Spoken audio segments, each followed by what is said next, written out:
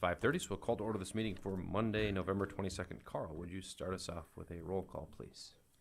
Councilmember Ronayne. Remley. Present. Lunsman. Reif. Johnson. Present. Reinbold. Present. Langer. Rux. Present. Mayor Schoeneman. Present. Please stand with me for the Pledge of Allegiance.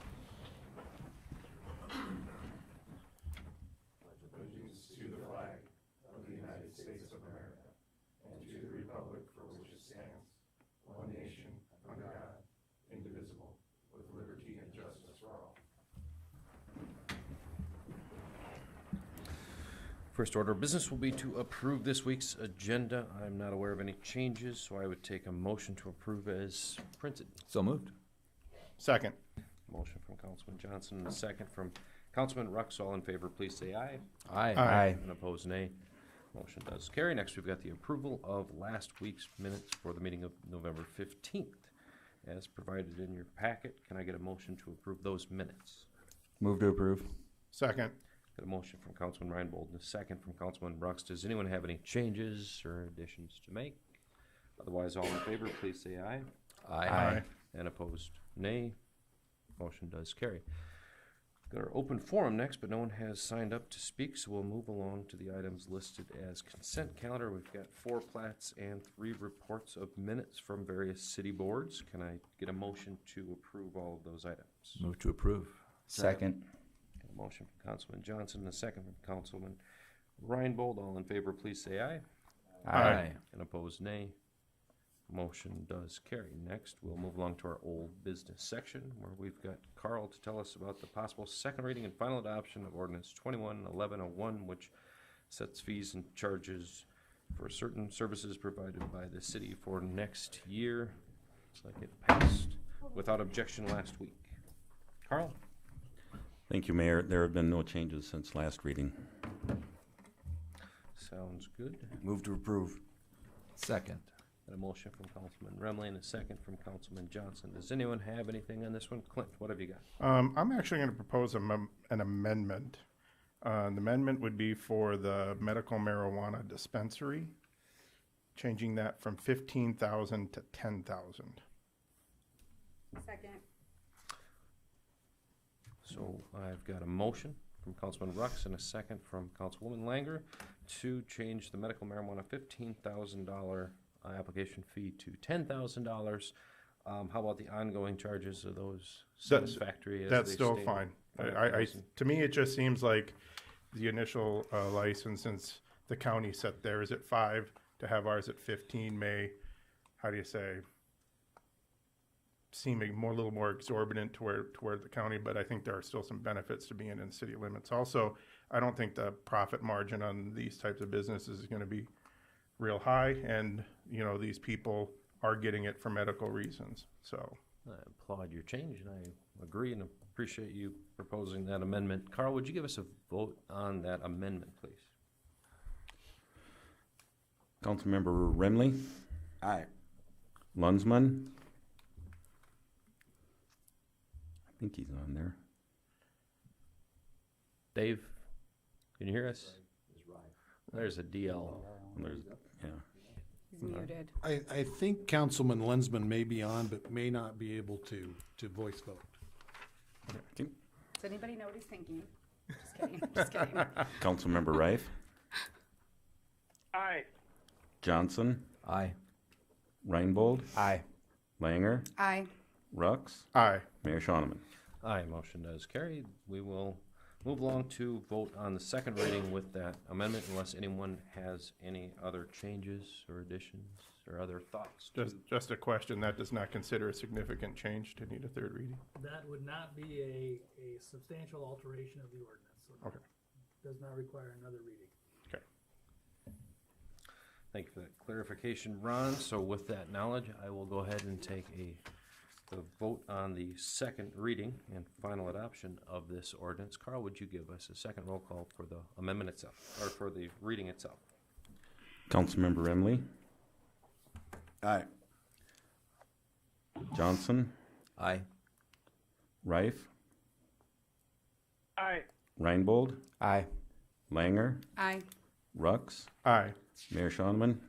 Aye, motion does carry.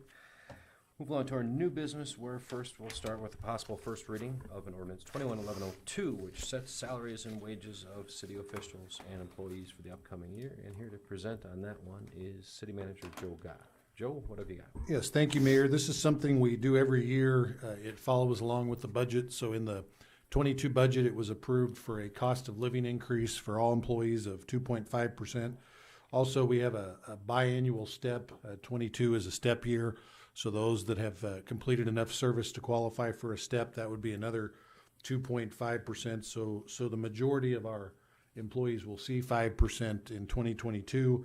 And then also, something that changed with the charter was allowing the council to increase their compensation the same way. And as was proposed during the budget, what staff has proposed and built in here is 5% for council members and the mayor as well. Move to approve. Second.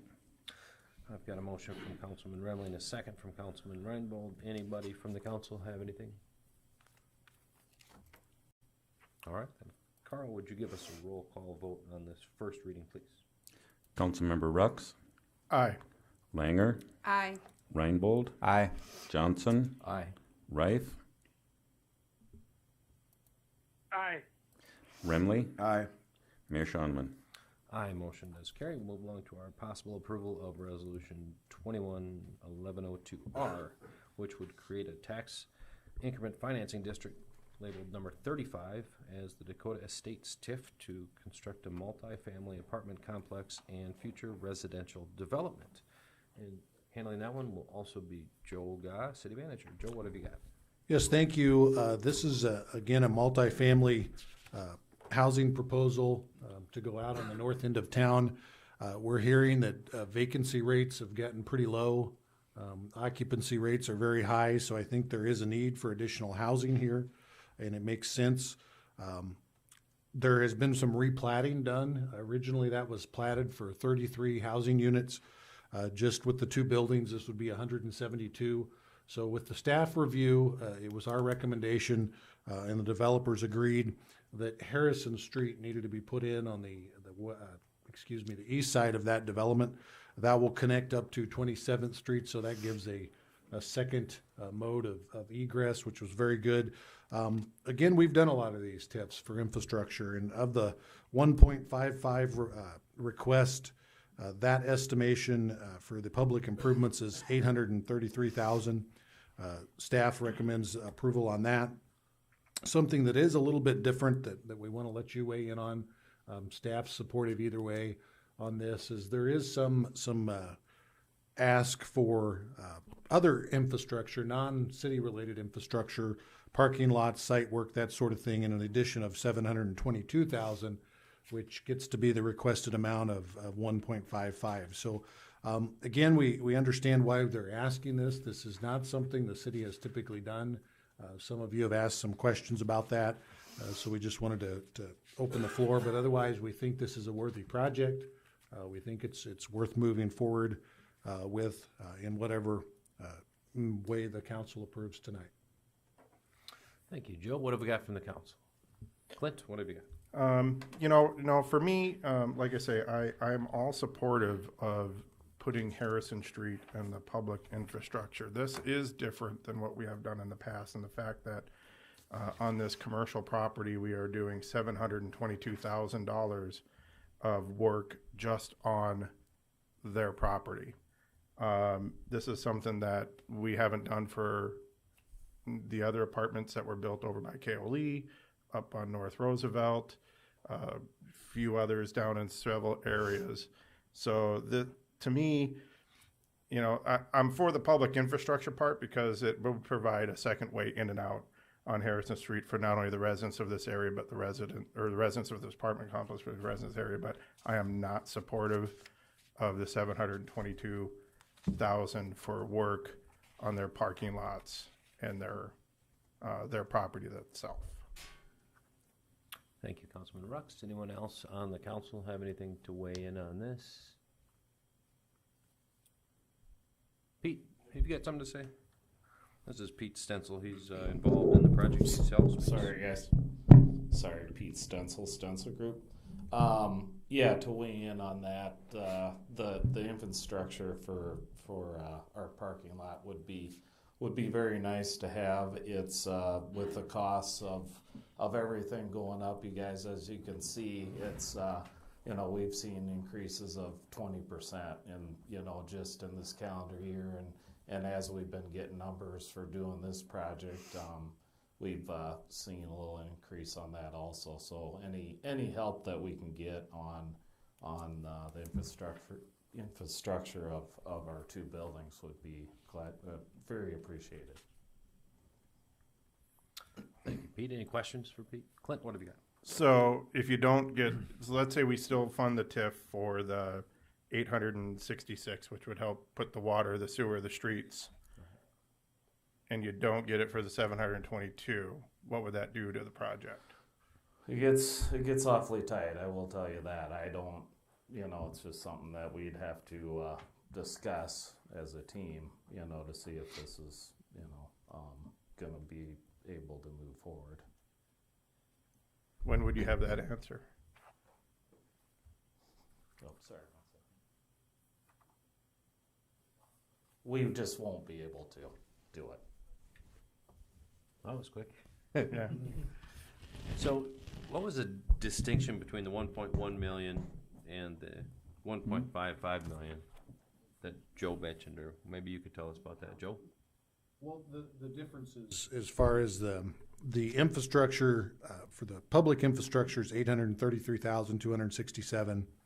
The remaining would be 722,000, for a total of around 1.55. Okay, so there was no 1.1 million. I had No. incorrectly notated that. Okay. Mr. Mayor, can I weigh in on this? Go ahead, Ron. Just to try to get a little clarification,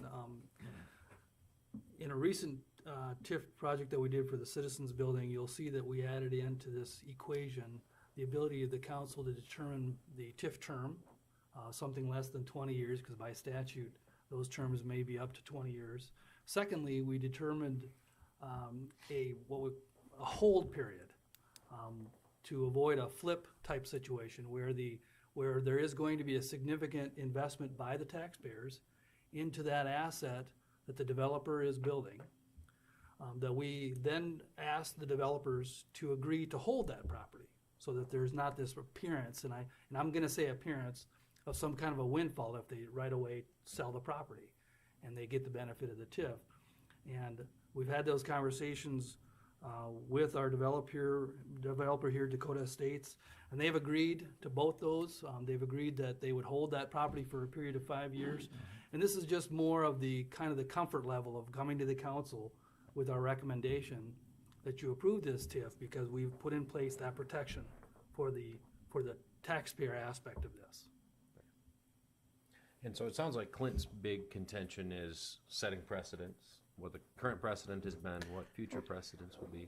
Several years ago when we started doing these, we had several other entities, elected entities in this area that started complaining. Of course, when we do a TIF, we not only give away our increase in tax, but we also give the counties and the school districts away.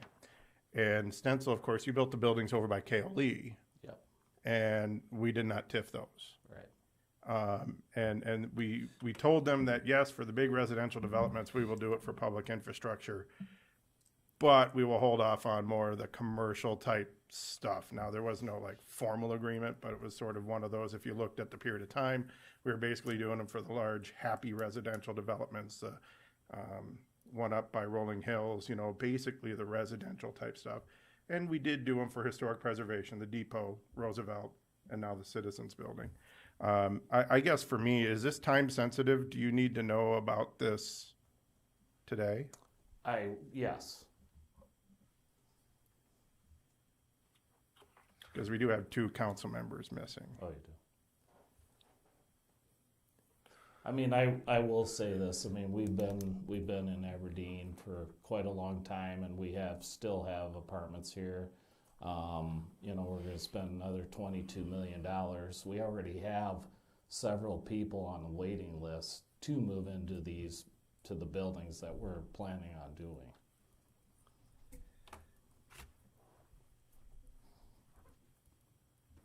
Anyone else from the council have any questions for Pete or for Joe, or have anything to share?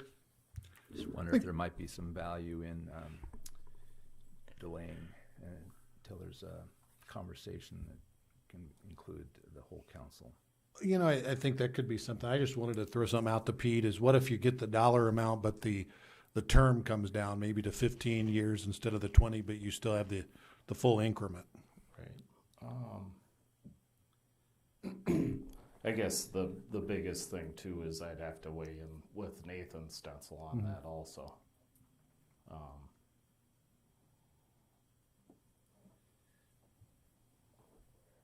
Yeah, I mean, that's a possibility. Maybe that'd be some good discussion from the council, maybe if we did table this, but how do you feel if we went with the dollar amount, but the years was different, maybe the hold period was different, or there's some thoughts on that? And then we can work with them and come up with something. We do need additional housing units, so I think this is something we want to keep working on, if at all possible. And I'm not denying that. We do need them. This would just be something different than what we have done before, because, I mean, if you were in Sioux Falls, you wouldn't even apply for a TIF, correct? We would. You would? Okay. I probably know where that conversation would really go, but it's one of those things where this is just something like I said, we've done the infrastructure, we've had some overall purpose of doing it, and we've never, like I said, we just denied one to build storage units on, and they basically needed money to change the land over, and we denied that one because it was a more commercial Pete, purpose. Sure. What's I the guess I difference? feel this is, a pretty big project. Yeah. Sure. No, and I definitely see the value too. Tell us what's the difference between the project that Clint had mentioned from before and the one from today? You guys had built those other ones that are in the vicinity of this? I'm trying to think here. So, that'd be, let's see, the KLE building. That'd be what, Prairie Springs? Sorry. Hold on 1 second. It's Nate on the phone too. Sorry, guys. Hey, Nate.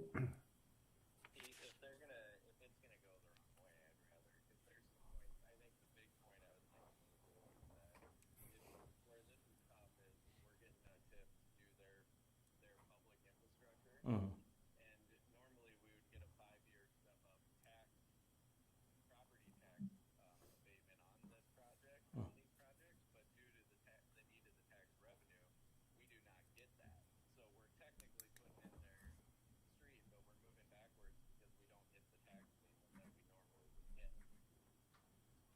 Okay.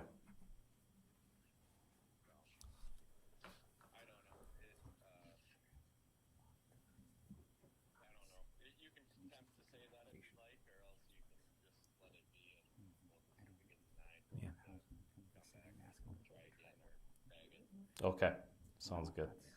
Thanks. So yeah, going back to that, sorry, yes. I'm trying to think. So we've done 2 on, First Avenue, Prairie Springs 1 and 2, and then on, of course, 27th Street, the 2 that we've done.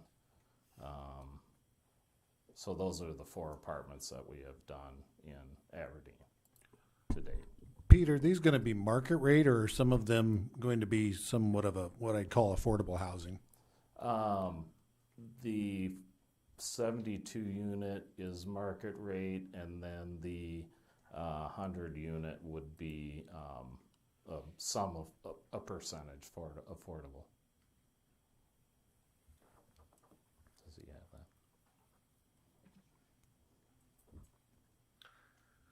What have you got, Justin? Tiffany, anything?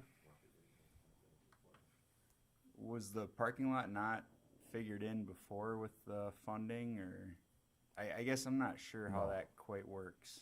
It wasn't, no. Okay. My only thing is that since we're missing Dave, Rob, and me personally, I'd also like to hear their point of view too. Of course, they're not here, Rob might have Right. a little bit different take if we move this to December 6th. And that would give you a little more time to sit there and either work with Joe and say, okay, we can do a 15-year, Okay. or, hey, maybe we maybe can pare it down to this, or, yeah, we can't do the project unless we get this. I mean, we can get more information from you Okay. because like I say, we have the information in the TIF plan, Yeah. but I would need some like justification, like Okay. on certain things. But I also think it's important to have two other council members here also. They might have an important insight or a little bit different insight than what maybe Okay. I have. If it's not, I mean, 2 weeks. Yeah. I mean, yeah, I'm going by, what you guys are telling me, so. So we tabled this? I would just move to continue to the December 6th meeting. Second. I've got a motion from Councilman Rux and a second from Councilman Johnson to table this item for 2 weeks and to pick it back up on December 6th. I guess, Carl, would you give us a vote on that extension, please? Councilmember Remley, Aye. Reif, Aye. Johnson, Aye. Reinbold, Aye. Langer, Aye. Rux, Aye. Mayor Shonneman. Aye, motion does carry. We'll pick this back up on December 6th. Thanks for joining us, Thank Pete. you. Sorry we didn't have a more conclusive result for you today, but hopefully we get something figured out. We'd like to have you build that house. Next, we've got the possible approval to appoint Kristen Morris to the Aberdeen Parks and Recreation Board for a term ending in June 30th, 2022. Kristen is a well-qualified individual, and everyone that is supposed to sign off on such things has agreed. It looks like, Joe, are you gonna tell us something about that? I'll just add a little bit. Kristen has attended a park board meeting, and even after witnessing one, is still willing to be on the park board. That's always helpful. She'll replace Elizabeth Swab, who was just appointed but had some issues career-wise she needed to pay attention to. One of the things that was really nice about Elizabeth is her involvement with the Sertoma Club. Well, Kristen is also a member of Sertoma, so that was one of the things staff was happy about, and we like the opportunity to keep that, so we recommend approval. Move to approve. Second.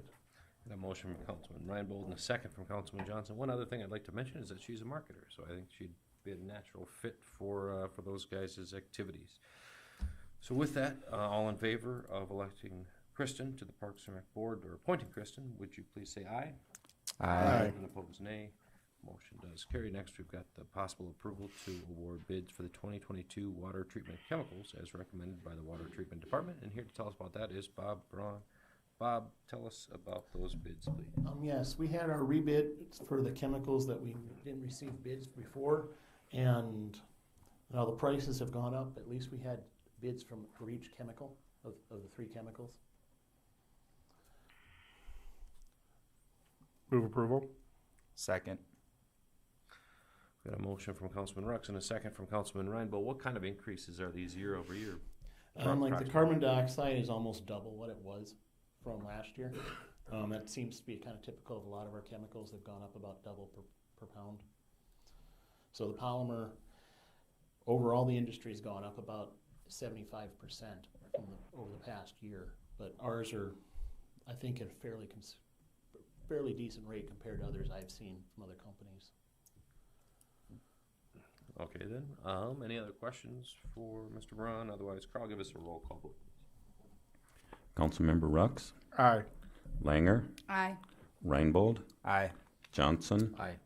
Reif, Aye. Remley, Aye. Mayor Shonneman. Aye, motion does carry. Thank you for joining us here tonight, Bob. Next, we got the possible approval of payment request number 1 for the amount of $78,656.99 to Ringenberg Electric for the Melgard and Lawson traffic signal. And Robin, city engineer, will tell us a little bit about that. So far, for those of you who have driven it, you've seen that there is concrete in there. The concrete bases have been placed. We've got all the conduit in, the wire's been pulled. What we're waiting for now is the actual materials to show up, and that's real costly part of the project. They spent a lot of time putting those bases and the conduit and everything in. Everything's ready to go. As soon as that material shows up, they will be putting them in, hopefully beating the snow. So we recommend approval of this pay request and look forward to seeing that project completed before the first of the year. So moved. Second. Got a motion from Councilman Johnson, a second from Councilman Rux. Any questions for Robin on this one? Or else, Carl, roll call vote. Councilmember Remley, Aye. Rife, Aye. Johnson, Aye. Reinbold, Aye. Langer, Aye. Rux, Aye. Mayor Shonman. Aye, motion does carry. The next one will also be for Robin, and it is a possible approval of a change order for number 3 in the amount of $116,048.93, as well as a payment request for $166,394 to B&B Contracting for the work at 3rd Avenue Southeast Reconstruction Project. Robin, what can you tell us about that project? Well, as is pretty typical, most of our projects end up with some changes to the project, and a lot of this is a result of the fact that it's an underground project, and we don't have X-ray vision to know exactly how things are going to be pieced together below ground. So there were a lot of adjustments that we had to make as we went along.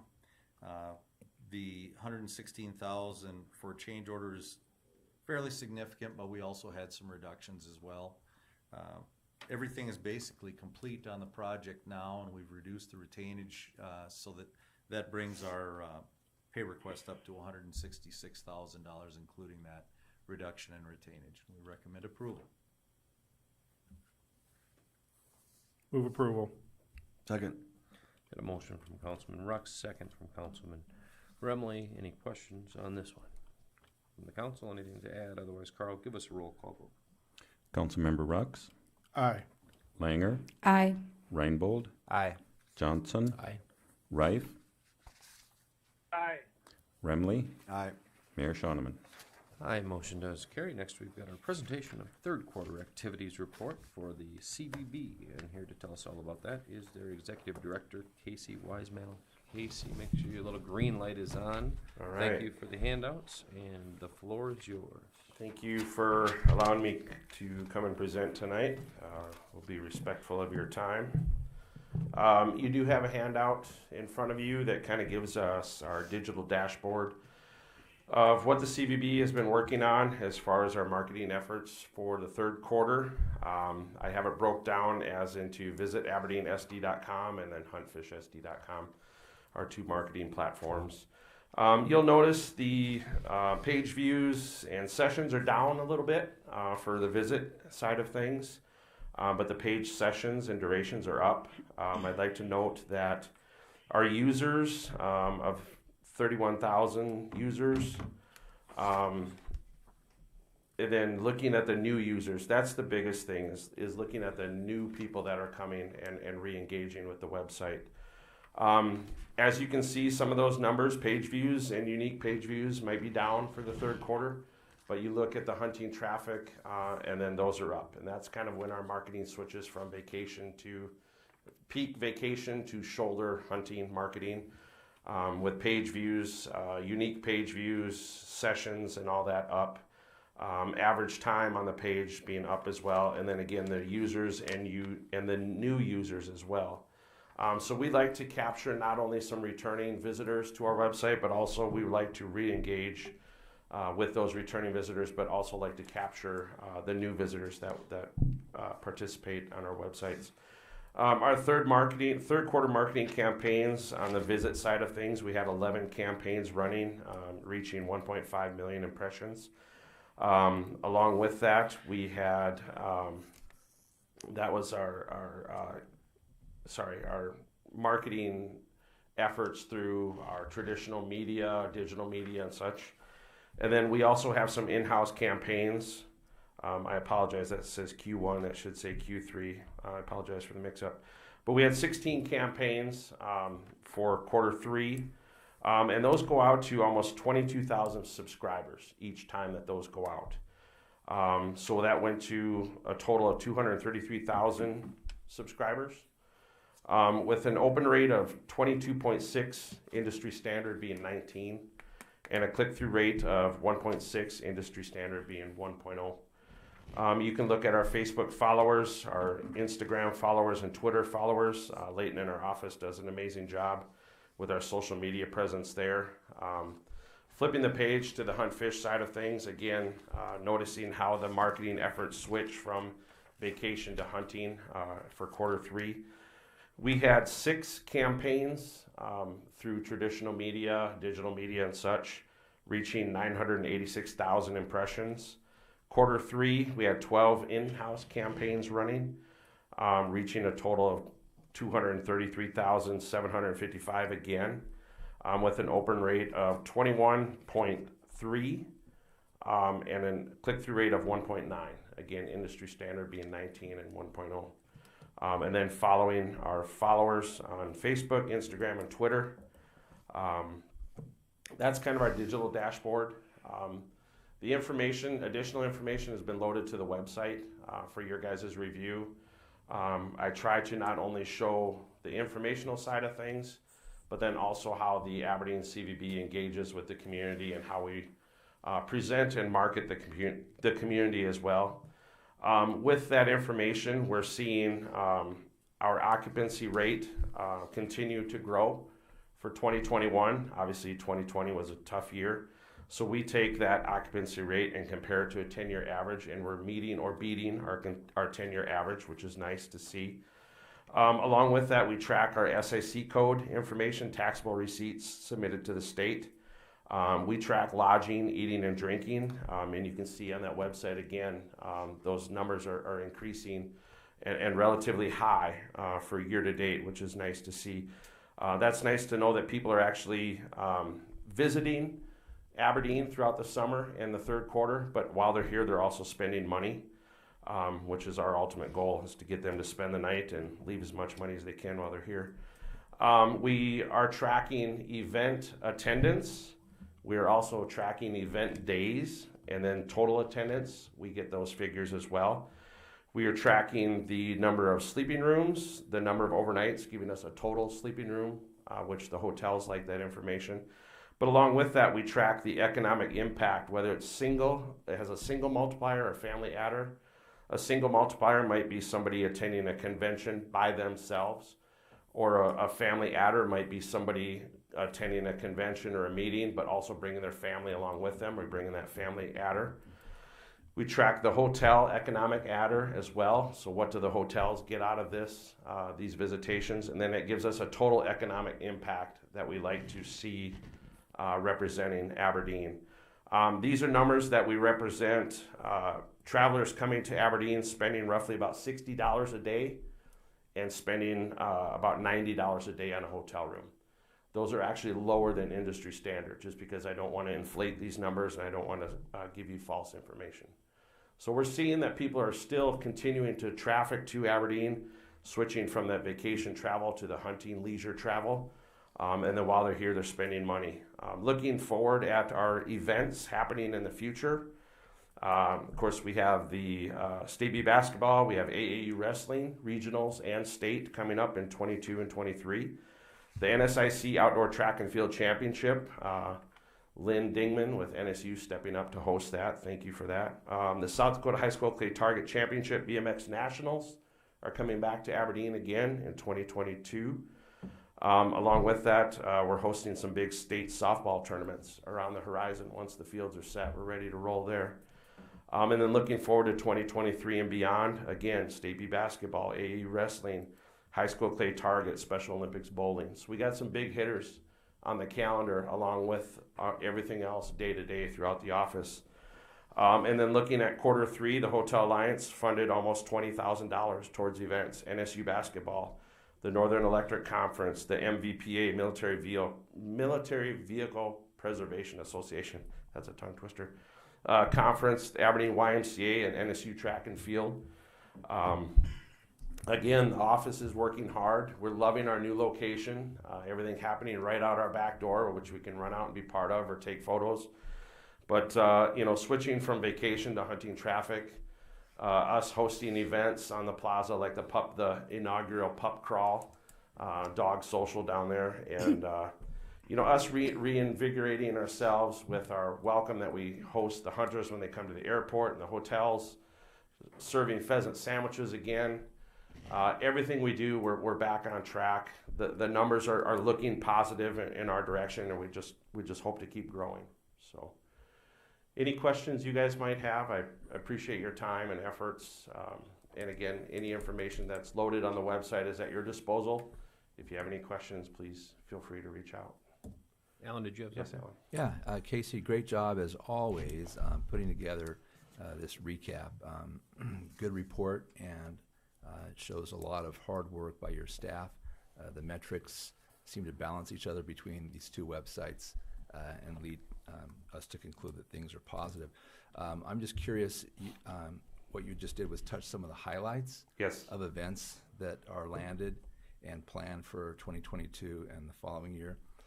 Where do you think 2022 will land us compared to pre-pandemic 2019 for total number of events and conventions booked for Aberdeen?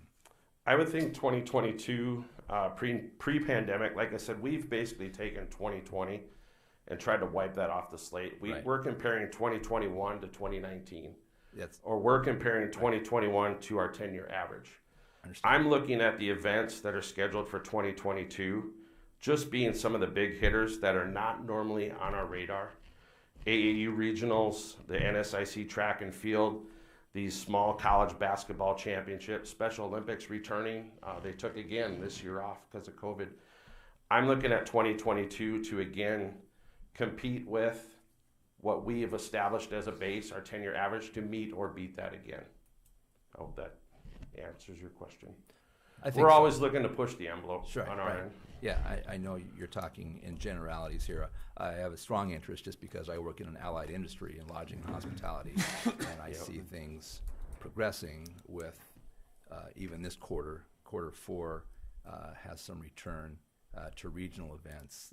The national events are slow in coming, but 2022 I think is where the water starts to flow over the dam a little bit better. And the biggest thing that we've always talked about in-house is we need that local support. You need NSU, you need the swim club, you need the soccer. You need that local support to step up and be willing to throw their hat in the ring to host said event. Once we have that, or we have the local interest, then we can now participate in throwing Aberdeen's hat in the ring. A lot of that is the event facility has to be available. The dates have to work out. And again, we have to have the hotel rooms. We have to have the hotel rooms to host it. So it's sometimes navigating troubled waters or murky waters, but I think the CVB and the staff that we have do an excellent job at trying to navigate those waters. Yeah. So Casey, I've got a little bit of a question. Now, forgive me if this is easily extrapolated from your links here, but what's your hunch on the number of hunters, like this year over year? Was it looking pretty good? It felt like it was a little light, maybe. It started out. It started out positive. It met or broke our expectations. The weather's great. The opportunities are great. Having the Aberdeen Pheasant Coalition in Aberdeen that nobody else has is a huge draw for hunters when they're coming to the area. The tough part about this year compared to others, with the drought conditions, you're seeing emergency haying. So you have hunters that are flying in or driving in, and they want to literally hunt that green or brown square on the state walk-in atlas. What they don't understand is because of the emergency haying, that's tough to say, because of the emergency haying, the green or brown square is no longer there. Basically, a golf ball can't hide in some of these areas. It's been mowed down that flat. So that's discouraging. Those hunters are coming out and they're seeing that discouragement. They're traveling to that designated area to hunt that favorite spot that they've probably been hunting for years past. And now, like I said, a golf ball can't hide. The plus side that we have in Aberdeen that nobody else has is the hidden gem of the Aberdeen Pheasant Coalition. I can't say enough nice about it. That is a monetary incentive to establish huntable acres through private contracts to put those acres into hunting production. So if Bill owns private land and he's debating or he's on the fence on whether or not to enroll it into all of the programs that the state allows you to enroll in, that Pheasant Coalition gives him a monetary incentive, that gentle nudge to put his acres into huntable acres for 10 or 15 years. Now, the nice thing about that is Aberdeen's model with that to put 4,000 plus acres just in Brown County, so 4,000 acres just in Aberdeen, is gaining recognition from Pheasants Forever National. So the National Pheasants Forever organization is looking at following that model to produce huntable acres in other areas. So to answer your question, the hunting traffic was really strong until they found out that some of those acres are just not there like they used to be. So we're starting to see that decline. If the hunters would heed our warning and allow us to, if they would flat out listen to us and say, don't come out to the middle of November is the best time to start hunting.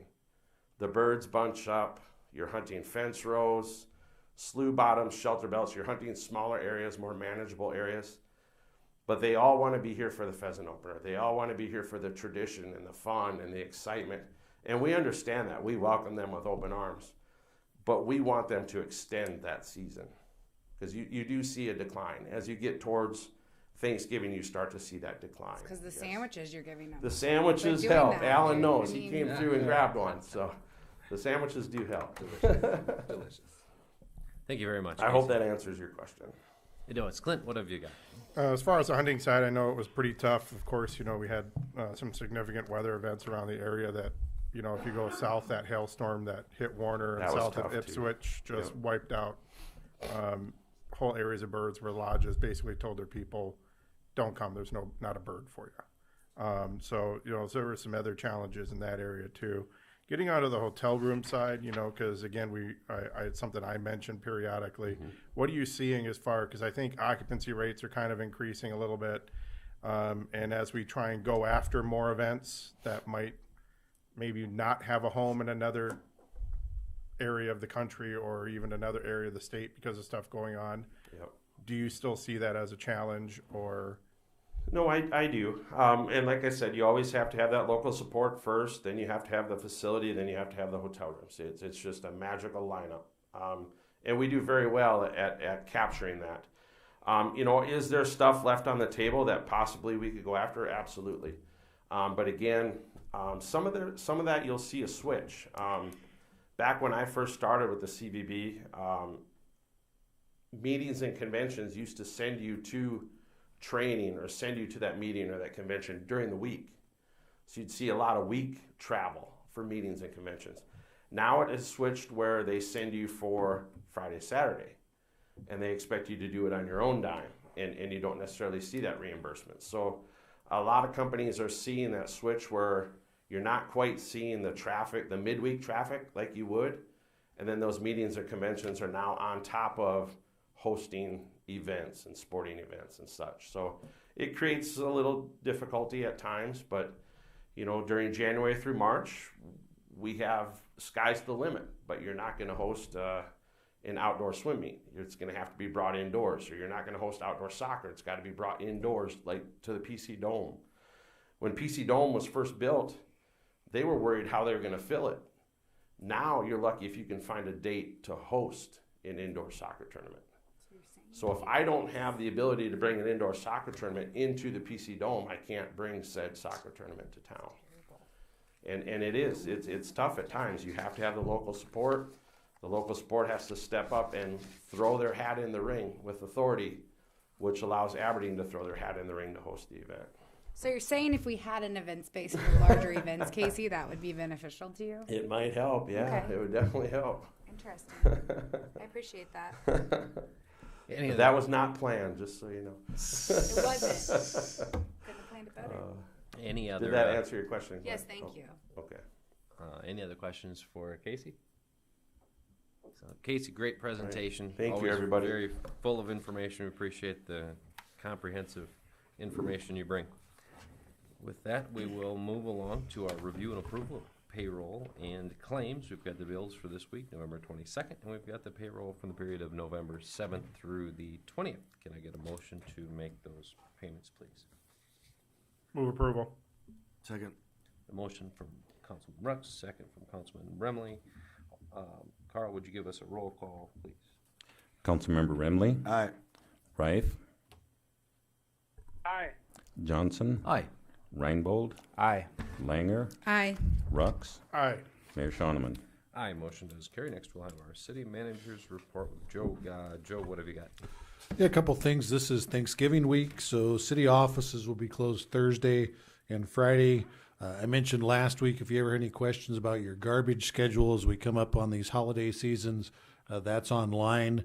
But if you're listening and you haven't checked yet, if your garbage is on Thursday, it'll be Wednesday this week. And if it's usually on Friday, hold on to it till Monday. We've had a lot of calls today, so that was probably the most popular call to City Hall, I think.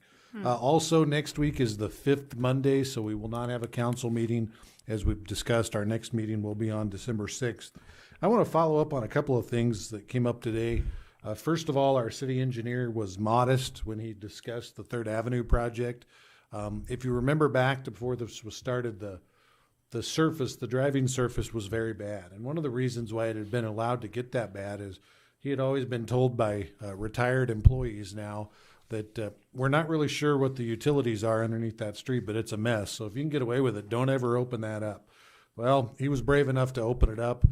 That was far more stressful than he's let on to his staff, to the contractor, and just kudos to everybody for getting that project done, because as we drive down the street, we see potholes, we see bumps, we feel those. But when you tear it up, there's things that we don't see and feel, but Robin and his staff and the contractors did great. And then also, to Casey and his staff, they do a great job. Like he said, it's a lot of working with a lot of people, but I want to remind you, we had just a stellar year at Wiley Park this year. That's our tourism. I'm a bachelor, so I eat out a lot, especially on the weekends. Our hotels, as Casey's mentioned, are packed. Our restaurants are really packed lately. The northern events, both the football and presentation, basketball. It's interesting.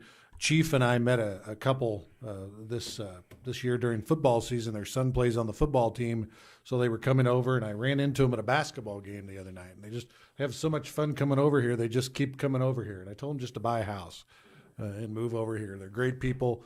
So Casey and his staff, all of our folks, he mentioned all our organizations. He alluded into the events. I think 2022 is going to be a good event year. We're starting to see them back. We do need some different facilities, but we are who we are, at least right now, and people seem to love us. So that's great, and that's all I have. Riveting. Thank you, Joe. Anyone else have anything before we move to adjourn this meeting? I would like to say I really like you and Joe's matching outfits. I just noticed that. Matt, So you talking to me? that's all I have. I would say the mayor's a little more casual. I know, but they look nice. It's like they coordinated. Good. I just wanted to point that out. I wear You did- suits to funerals, and You that's guys where look very nice. that's where I draw the line. With that, I will take a motion to adjourn this meeting. Second. Got a motion from Councilman Rux and a second from Councilman Johnson. All in favor, please say aye. Aye. Aye. And opposed, nay. We are adjourned.